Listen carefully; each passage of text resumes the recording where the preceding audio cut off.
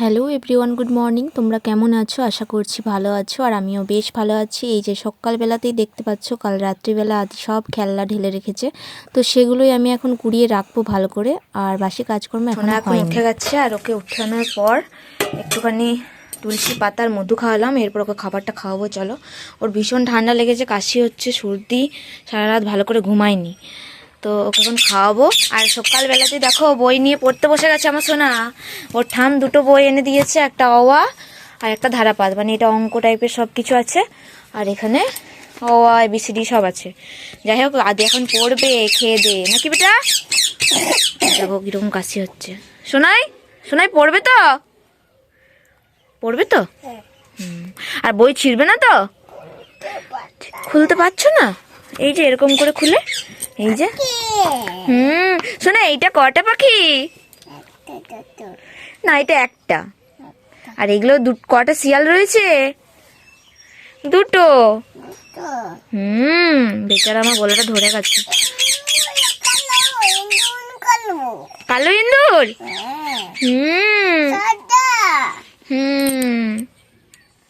আর এগুলো কি? মাছি।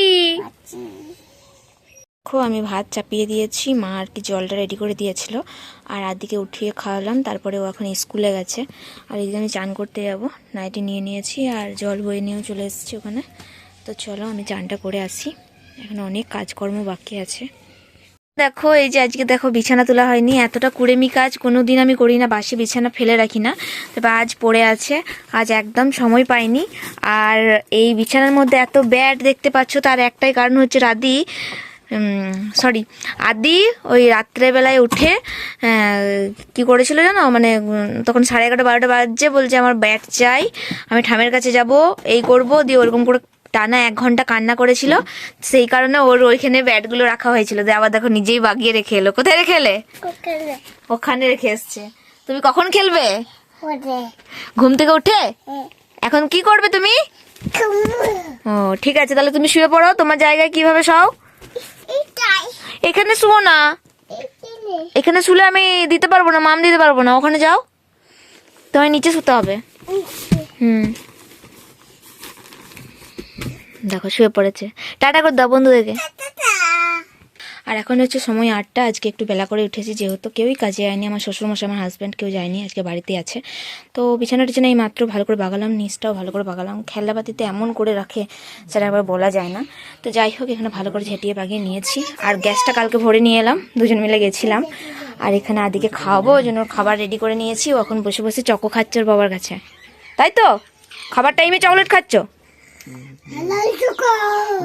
আর ভীষণ সর্দি করেছে। তো যাই হোক চলো, এগুলো কাটতে হবে, উঠোন উঠোন ভালো করে মা বাগিয়ে দিয়েছে, আর দুষ্টুমিষ্টিতে সকাল থেকে চেঁচামেচি শুরু হয়ে গেছে। এই চেঁচাছিস কেন? এমন মার দেবো না, মটরশুঁটি দিয়েছে, এগুলো খা। যাই হোক চলো ওকে খাইয়ে দিই। এখন দেখো সময় 10টা, আর আমি ভাত চাপিয়ে দিয়েছি, আর বাঁধাকপি হবে, আর এখনো পর্যন্ত কি হবে আমি বলতে পারছি না। মা বললো মাছ এলে মাছ নেবে, মাছ যদি না আসে তাহলে ডিমই হবে। তো মা এখন গেছে আদিকে নিয়ে, আর আমার এখন আঁচটা দেখো মানে নিভে গেছে, আমি মাত্র চান করে বেরোলাম, তো জামা কাপড়গুলো কেচে নিয়ে এলাম, আর তোমাদের সাথে কথা বলতে চলে এলাম। আর আমার হাজব্যান্ড আজকে বাড়িতে আছে, তবে বাড়িতে থাকা না থাকা দুটোই সমান, তার কারণ ও এখন গেছে দুর্গাপুর, কোথায় বিগ বাজারে কি ট্যাটু না কি করাতে, মানে ওর বন্ধু করাবে, তার সাথে আর কি ও গেছে। তো সে এখন গেছে, আর আমি এখন ঘরের মধ্যে একাই আছি। চলো রান্নাবান্নাটা করি। তো আমার নিভে গেছে, হালকা দীপ করে জ্বলছে, চলো আগে ভাতটা রান্না করে নিই। এখন দেখো মাছ বালি আসেনি বলে আবার ডিম করতে হচ্ছে, যেহেতু হাজবেন্ড ঘরে আছে সেহেতু ঝোল ছাড়াও খেতে পারে না, তো সেহেতু আর কি আমি ডিমের ঝোলই করছি, আবার ঝোল মানে ডিম আর আলু একসাথে সিদ্ধ হতে চাপিয়েছি। আর সেই ফাঁকে ভাবলাম মুড়িটা খেয়ে নেওয়া যাক, আগের দিনে পালং শাকের তরকারি ছিল, সেটা দিয়েই মুড়ি খাচ্ছি। তো চলো খেয়ে নিই। জলটা খেয়ে নাও তো। শোনো, কেমন করে তুমি জল খাও একবার দেখিয়ে দাও, কেমন করে জল খাও দেখিয়ে দাও একবার, ওটা ভিজাও না। হ্যাঁ বিছানায় ফেলে দিয়েছো, না জলটা খাও, না জলটা খাও, জলটা খাও। ভাত খেয়ে একদম জল খেতে খুঁজে না, এত বদমাইশ ছেলে, এরকম বদমাইশ ছেলে একটা নয়। দেখো কায়দা দেখছো মুখে।